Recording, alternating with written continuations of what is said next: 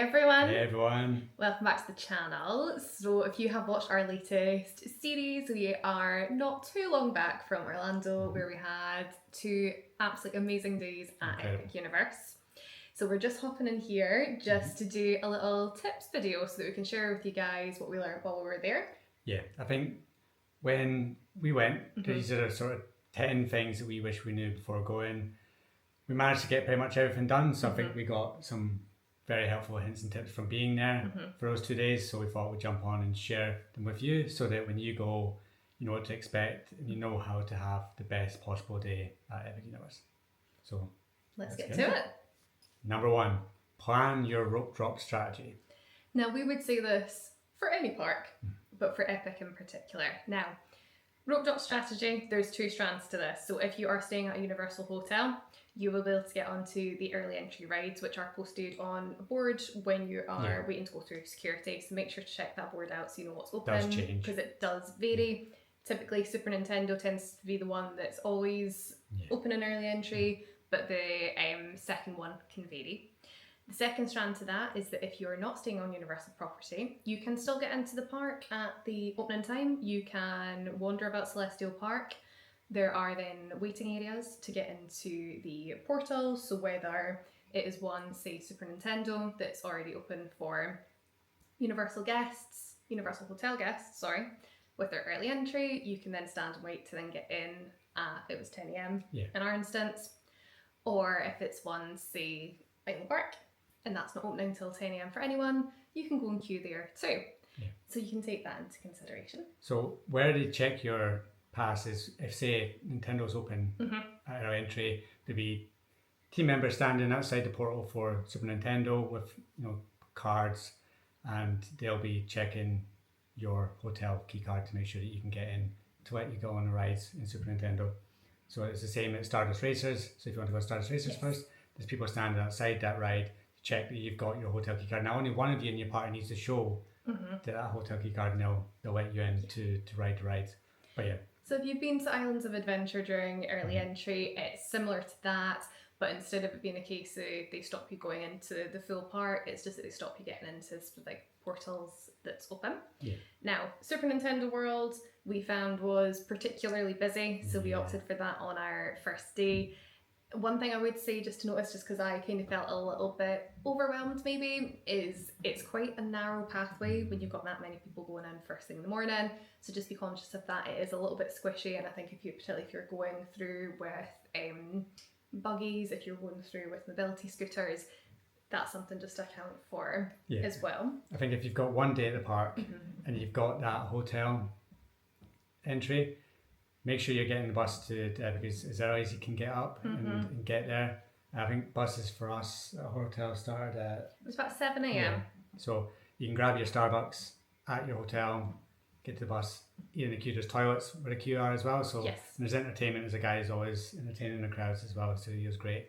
But you want to kind of be near the front, so when they start to allow everyone through and past security, you can get towards the front when you go in the portal, and then you can line up on the left hand side if you know you're going to Nintendo, or line up on the right if you're going to head to Stardust Racers, or if you plan to wait that hour and try and get in the queue for Battle of the Ministry like most people do. So we found those were the 2 most popular, with Super Nintendo World, and then people quite literally sprinting to head to Ministry of Magic, because as much as a ride, and I think the portal itself doesn't fully open till 10, they will, we've heard, tend to open it a bit early, let people into the ride queue, and then basically if you're at the front of that, you're going to get on bang on 10 when it opens. If it opens on time.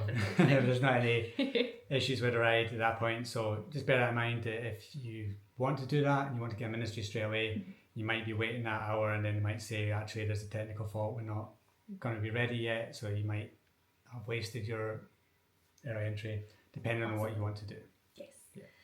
But in essence, have that plan in your mind where you want to start, so you know which way around Celestial Park that you are going. If you want to opt to head in to one of the places where you're going to get your proper early entry, or if you're wanting to sort of wait it out, as we say, for Ministry that doesn't open till 10, but that's a priority to you. On our second day, I think we had a particularly good run as well, that we headed to Stardust Racers. We got on both lines. within about half an hour? hour, Yeah. which was fantastic. And then we hopped in the waiting area for Isle of Bark. That meant that we got to go to the Toothless meet and greet, and we then got through that pretty quickly. So those are things to consider too. Whereas, say, the first morning when we went to Nintendo, that took up that full first hour of early entry too. So again, it's just being conscious and planning what you want to do. Yeah. It's up to you what you want to do. It's up to your family what you want to do. But just make sure you know. Left-hand side is Nintendo, Dark Universe. Right-hand side, you've got Burke, Stardust Racers, then Ministry. The only one we wouldn't recommend would be Dark Universe. Not because it's not great, we love it, but just because you don't typically get the highest of wait times. Yes. So you're not going to wait too long for going on Monsters Unchained or Curse of the Werewolf when they're actually open. So you want to hit those big hitters if you've got one day to try and get them out of the way. So your Donkey Kongs, your Stardust Racers, they'll typically get bigger wait times when the park opens. Try and get them out of the way. And they could also close if it rains as well. So if it's dry in the morning, try and hit one of those outdoor roller coasters to try and get them out of the way. Definitely. So that's our top tips for rope drop. Yes. You can let us know in the comments what you're most excited for your rope drop and what kind of strategy you would opt for. Yeah. Number 2 of our top tips is to consider using single rider. Yes. So a number of rides in the park do have a single rider option, and for a couple of rides it is a great strategy to try and get them done quickly.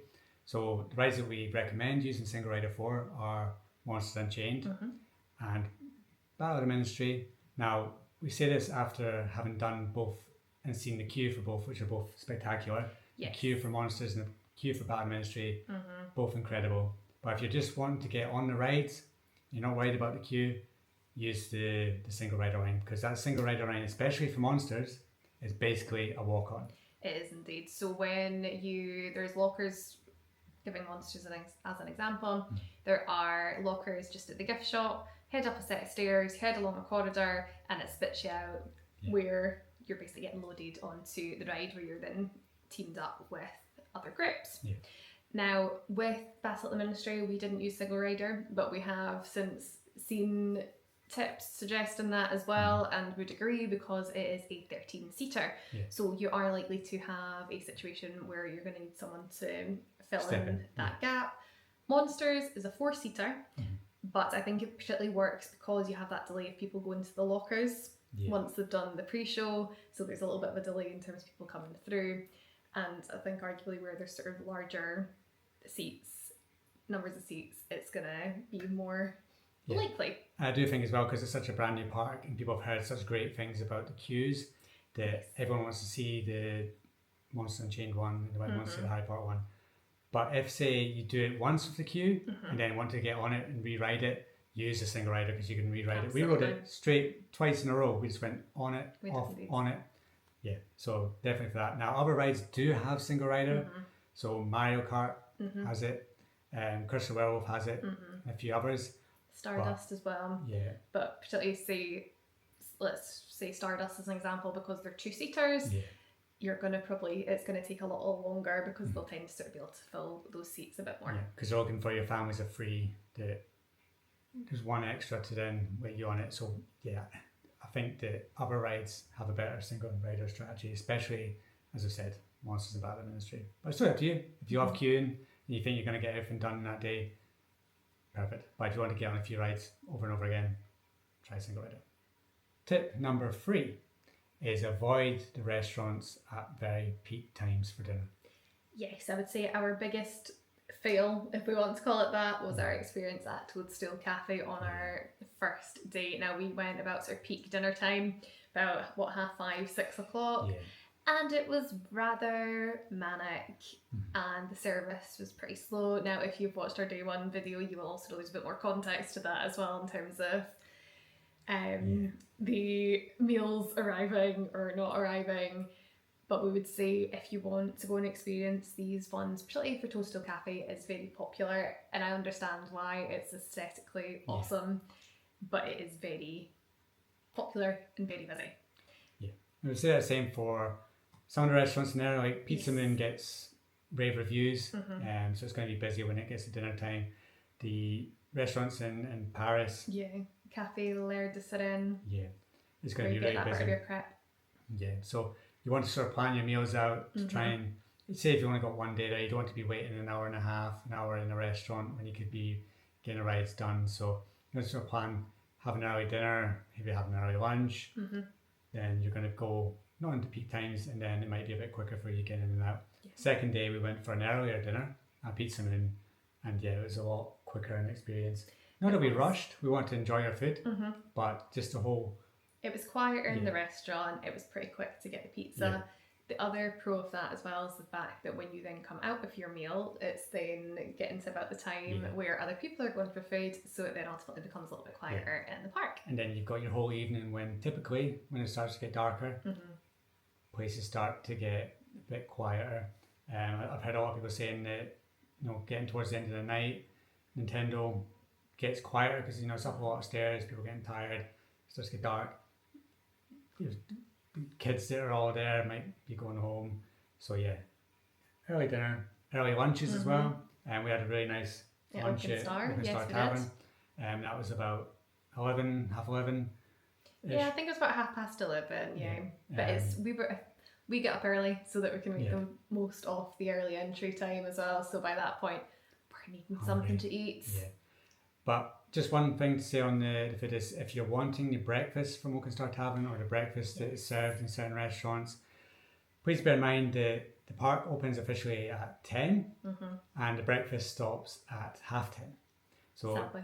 you're going to have to rope drop breakfast if you want to have that Oaken Star Tavern breakfast that they serve. Yes. Hopefully that'll change in the future, especially if they start opening up earlier at 9 so that rope drops at 8 if you've got hotel early entry. But at the moment, park opening is officially 10, breakfast finishes at 10:30. Don't ask me why, it's absolutely crazy if you ask me.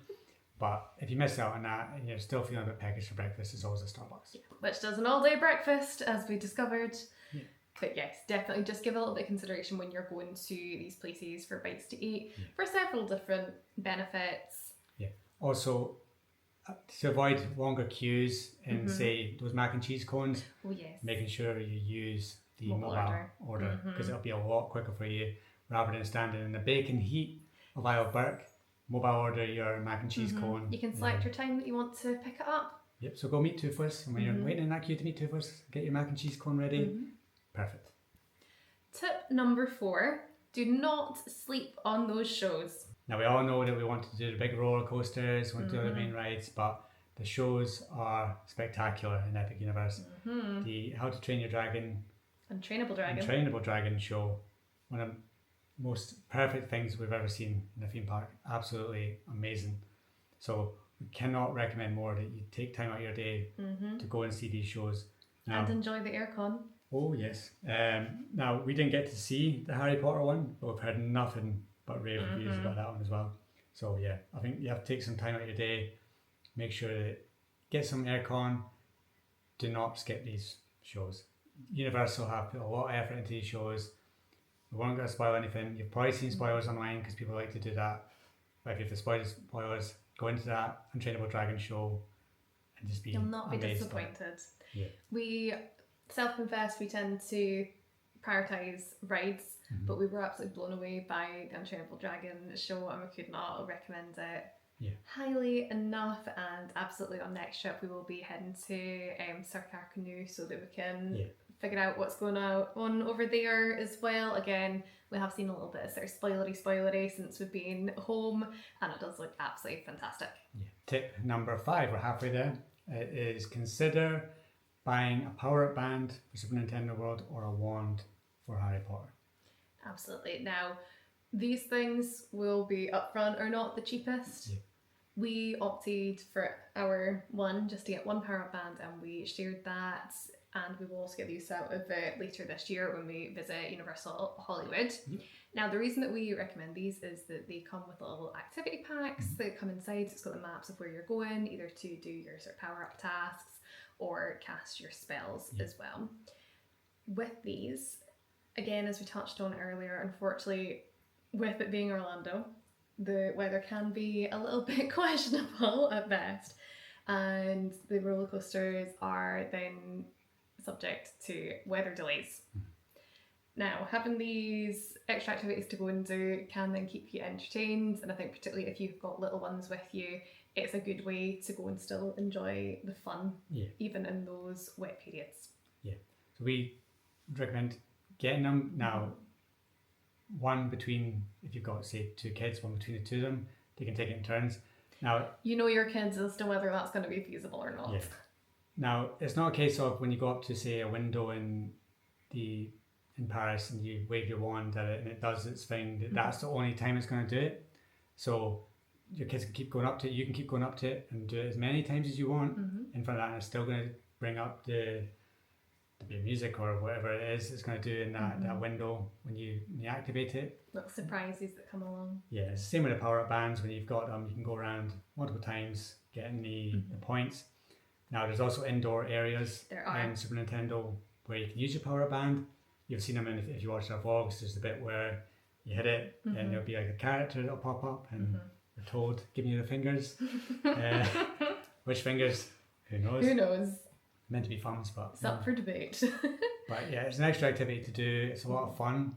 It's not just for when it rains or when there's lightning in the area. When you're in Super Nintendo, it is a lot better when you have the power-up bands. You can use them, and you get the noise when you go and hit the boxes. Anyone who's been playing Mario as a kid and has grown up with Mario as we have playing Mario Kart, the nostalgia of hitting those boxes and pretending that you're Mario going around getting your power-ups is amazing. Pretty awesome.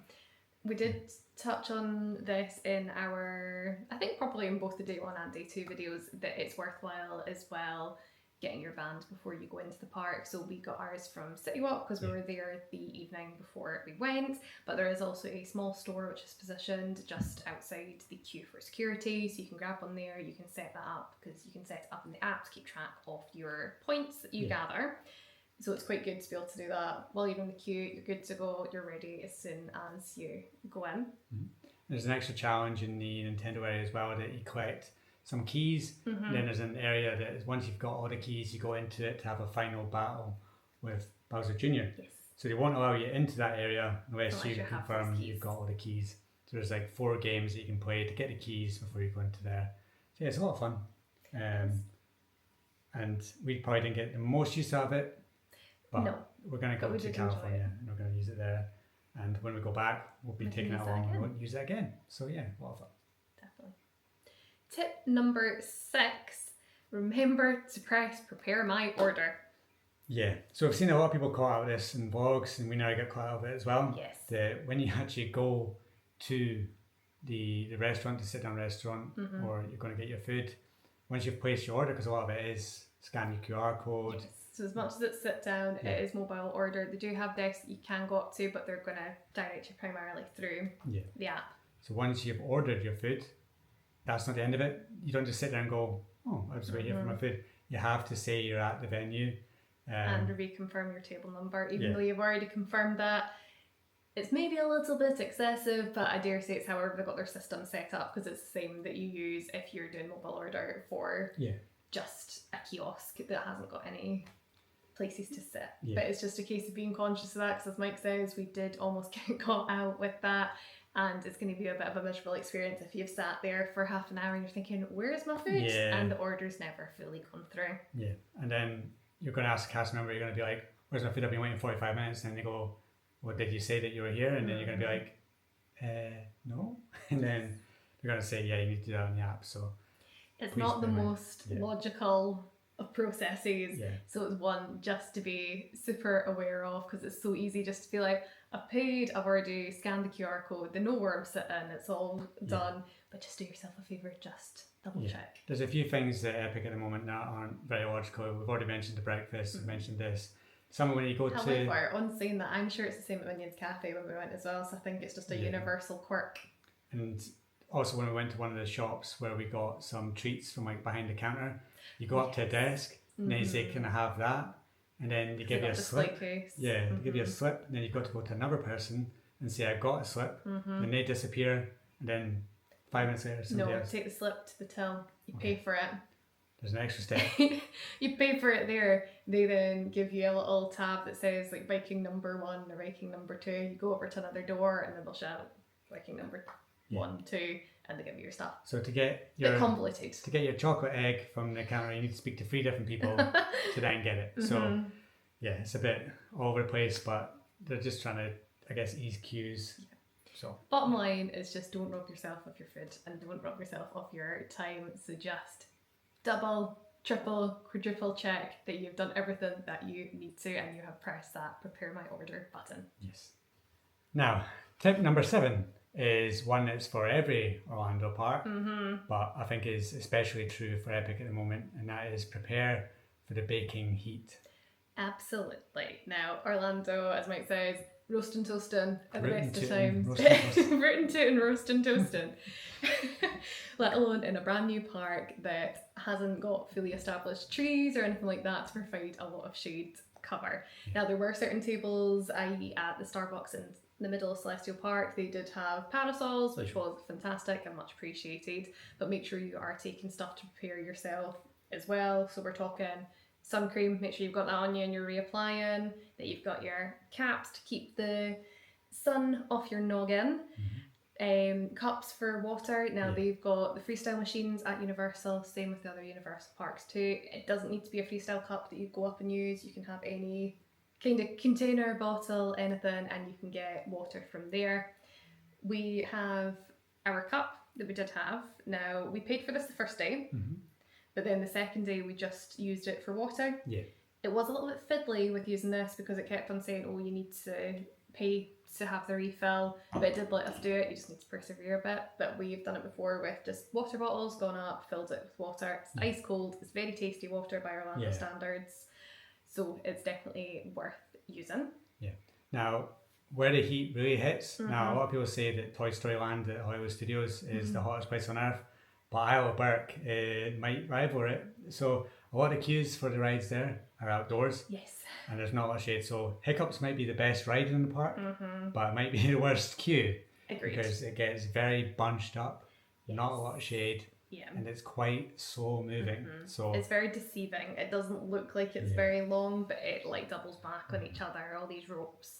And as Mike says, it's not got a lot of shade cover. So when you're stood there, it's rather toasty. Yeah. So just make sure that you've got plenty of water. UV umbrella, just be conscious of the people around you that you're not blocking them. Or poking them in the eye or anything like that. Hats.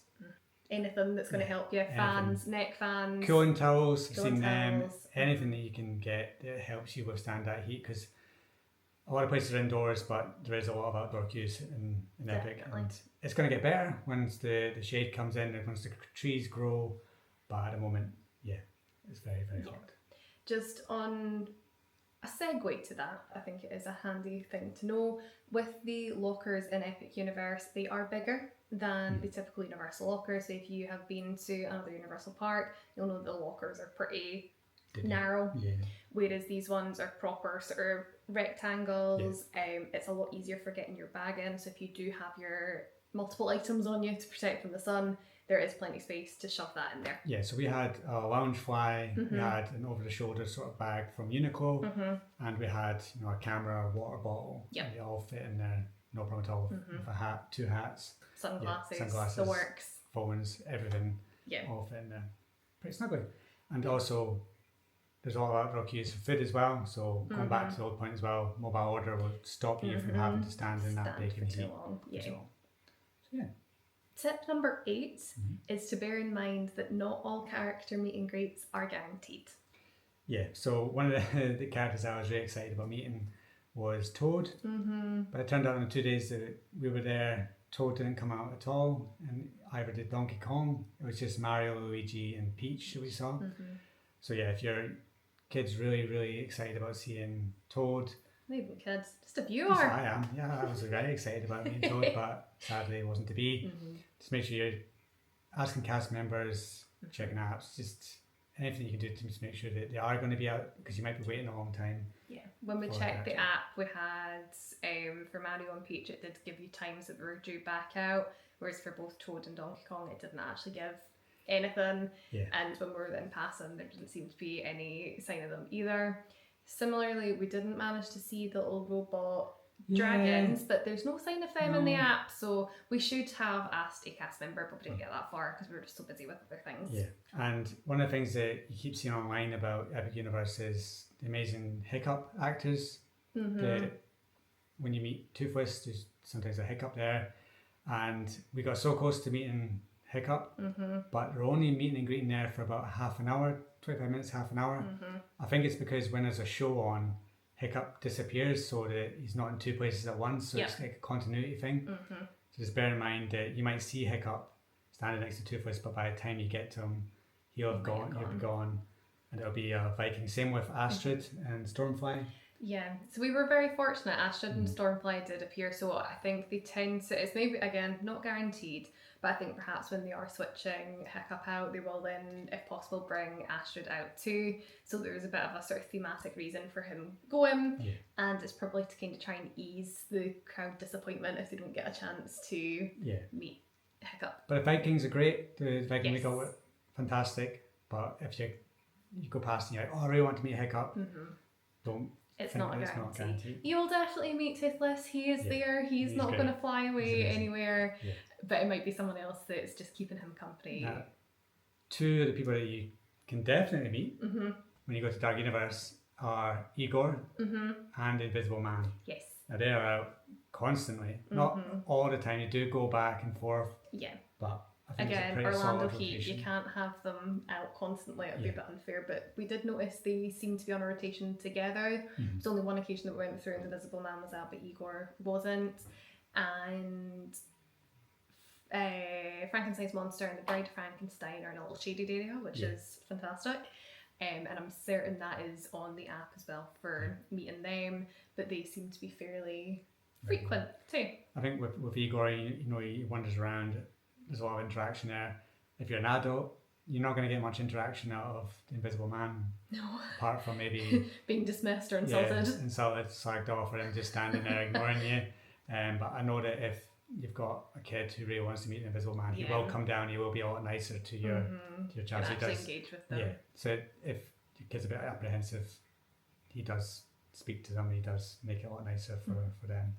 But yeah, I would recommend it. Definitely, Igor was great when we saw him. His old man was great when we saw him. Yeah. So as many characters you can meet in the park as possible. They're all great. Even the roaming ones around Paris. The one that's in front of the fountain where it spits. We had a great interaction with.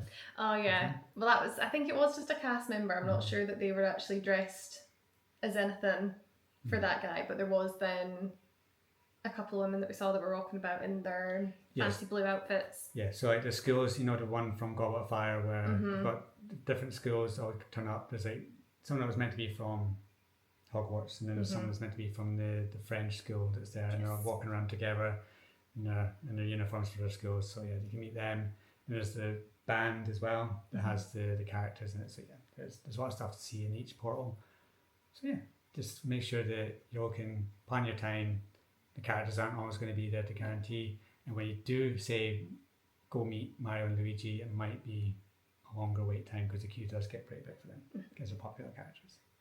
So this may be a bit of a contradiction to what was said before about trying to get as many rides in as possible, but our tip number 9 is enjoy yourself, enjoy the park. It's an absolute stunning place, so you want to take it in and make sure you appreciate all the Epic Universes. It's an absolutely stunning park, as you will have heard us say many a time during our vlogs. They are, whether it's daytime, nighttime, it is a thing of beauty, so make sure to enjoy it. I think as well, it's very easy to sort of rush about from one place to another, and again, understandable you're wanting to get everything done, but definitely just take a breather and have a look. It's just so well designed, well thought through. It's just magical, really. Yeah, it's especially at night. The park may shut. And now it's open till 10. It was when we were there. It was open till 9. But we weren't leaving till 10. We had to be dragged out of there by security. Once the park actually closed, they don't rush you out. So there's time to wander around, get your photos in front of the chronos, go into the shops. There's plenty of time for all that. Just take it all in, take your photos, enjoy it at night time. Stardust races at night, stand and watch that going around. It's spectacular. Dark Universe at night, you want to be there. When the park closes, there's like a bell toll like the bell tolls when the park closes. Yes. The tavern goes on fire. You want to see that at night because even it's like the dragon in Diagon Alley. It's spectacular during daytime, but at nighttime there's another element to it. So just make sure that yes, you want to rush around, get as many rides as you can, but you've also got to take it all in. You know, Super Nintendo World, the beauty of that and seeing that. You don't want to just rush past through it trying to get to Donkey Kong. Take it in, see the sights, see the little details they've done. There's so many little Easter eggs, especially in Dark Universe, nods to all the movies, little characters in windows in Paris. How to Train Your Dragon. There's lots of fun activities around there as well. You walk past. There's just the spinning wheel that you can make. Yeah, and it was kind of like a sort of music box type sound that was coming out of it. Honestly, just the creativity that's gone into it by people that work at Universal. Well done to you. And that kind of ties into when we were talking about earlier in terms of the weather and particularly where there's weather delays. Try not to be too disheartened if that does happen. Try and take that as an opportunity to go and enjoy everything else that's there and take it in. I know it's frustrating, but there are things to then keep yourself entertained, take in the joy of the whole place. Yeah. So I think if you're rushing from ride to ride, you're missing the best things that you can have at the park. So if you're rushing to get into Monsters Unchained, you're going to miss having a great interaction with Igor. If you're rushing around Isle of Berk, you know, you're not going to see the Rough Nut and Tough Nut are out meeting and greeting and going around. At the stall, the workshop. Yes. I'm blanking on his name at the moment. Gobber. He stands at the workshop and he meets and greets and he tells stories about Berk. That's the sort of thing that you're going to miss if you just go and boom, boom, boom. I need to get on this ride, I need to get on that ride, I didn't get on this, I need to get on that one. Just, even if it's just an hour of the whole day that you're there, just make sure that you take everything in and see what Universal have done as park. Just even while you're wandering between the portals, it's not a case you have to absolutely hot foot it across from one to the other. You can just kind of take the time. There's the fountain shows that go on in Celestial Park as well. And we never got the pleasure of seeing the one at night time, but they do then have lights that they then incorporate into that too at night time. So again, it's something worthwhile going and having a little look at. Yeah, and enjoy the shops as well. So take your time, go into all the shops, see what they've got on offer, spend that money. Yes. The Universal ones. They will tempt you. Yeah, this was the stuff that we came back with. If you've seen our haul, you've seen we were there for 2 days, but came back with bags and bags of stuff. So yeah, just appreciate everything. Appreciate being there, especially if you're only there for 1 day. Brand new park, you're there. It's just opened. It's spectacular. Enjoy yourself. Tip number 10, our final one for you all. We've got there. Well done, you've listened to us ramble on again.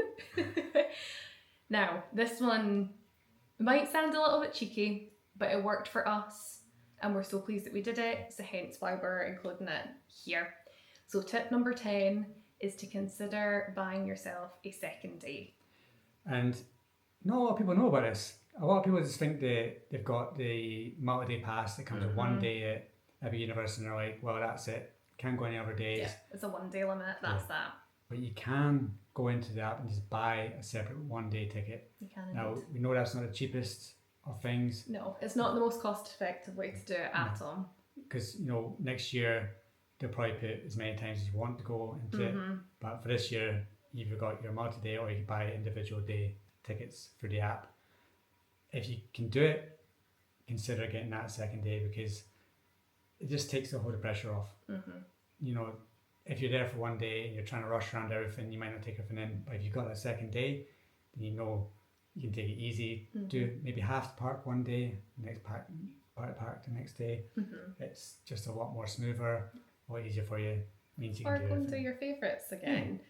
And as we said, obviously the weather in Orlando, it is hot. So that gets really tiring. You want to be able to kind of take your time, go and have a little bit of a rest. Similarly, it's tiring just being on your feet all day and exploring these parks as it is for any of the rest of them. Yeah. Having those 2 days just allowed us that opportunity to go around, take it in properly, enjoy the fact that we were there. Again, it was pretty surreal for us because it wasn't a particularly future planned trip at that point, and again a little bit bonkers, we acknowledge that, but so worth it. But having those 2 days just gave us that little bit of breathing room to be able to take it in, to get as many rides done as we could without feeling that we were sacrificing just enjoying ourselves and enjoying being back in theme parks and seeing this spectacular, brand spanking new park and everything that had to offer. Yeah, and there's so much good food on offer as well. So if you've only got one day, you're not going to be able to see and eat all of it. So the fact that we had 2 days, we could eat at Oakenstar Tavern, which the best barbecue you're going to eat, and then Pizza Moon as well, which is great pizza. But we got to have most of the snacks we wanted as well. And I just think that if you've got a second day there, you can plan it out a bit more as well. Yeah. So you're not downhearted by the fact that it's lightning today, everything's shut all day. You'd be like, it'd be unlucky if your second day is exactly the same, and those same rides that were down on day one would be down on day 2. So I think it just gives you a bit more ease that you're going to try and get on with everything. And it gives you a couple of goes at early entry as well, and even you can have your different outfits for getting your different photos as well. It allows you to go and do that. I know that's first world problems, but it is nice to have those photos and being able to enjoy that. But yeah, it's definitely, if it's something that you are able to do, then go for it. It's not to say that it is not doable in one day. You can absolutely do it in one day. But we just personally found having the 2 days just allowed us to take our time a bit more with it. Yeah, and enjoy the park. Yeah. And have that time of standing in Paris with a bar of beer, just watching people set the windows off and just seeing all the creatures. You can be in Burke, just standing there appreciating the beauty of it, then going over by Galber, spending 10-15 minutes just watching them tell stories. If you're rushing around trying to get everything done in one day, you might not be able to do that. You can still do it, it is still possible, but you're going to be pretty rushed off your feet at times. So yeah, it's a bit cheeky, but consider that second day at Epic. Give it a bit of thought. You know what's within your budget, you know what's preferable for you. You might be more than happy just going and doing that one day and thinking, yep, that was sufficient for me. Absolutely, you need to think about that yourselves. But if you are in a position to do it and there's tickets available, it's definitely something to consider. So yeah, that's 10 top tips. If you've got any more, make sure you hit them down there in the comments. Just any tips that you've got. If you've been to the parks, what did you think? Was there anything that you did that you think everybody should do? Anything you saw, anything you did, or anything you ate that you think is a top tip? Yeah, just let us know in the comments. Let everybody else know. Yeah, similarly, if there's anything that we've not answered here that you want to know about, feel free to ask us below and we'll come back to you as well. And as always, if you have enjoyed this video, please do consider giving it a like, and if you want to give us a cheeky little subscribe as well, we will not complain at that. Yeah. We hope that this has been helpful, and we will be back soon, I think, with a little more spoilery video. We've tried in all the series to keep it as spoiler free as we can, but we want to get out there and be like, spoilers, this is what we thought this right, this is what we thought this right, that was cool, and fully discuss it. Yeah, so we'll do a spoiler full review of Epic Universe, where once you've been to Epic Universe, you can join in with that and see what you thought. We're going to basically talk about our favourite rides, least favourite rides, best food, everything about the park in a more spoilery point. So yes, if you want to give us a subscribe, that'd be lovely, and if you hit that little notification bell as well, it'll tell you when that's uploaded. And we will see you in the next one. Thank you very much for watching. Bye. Bye.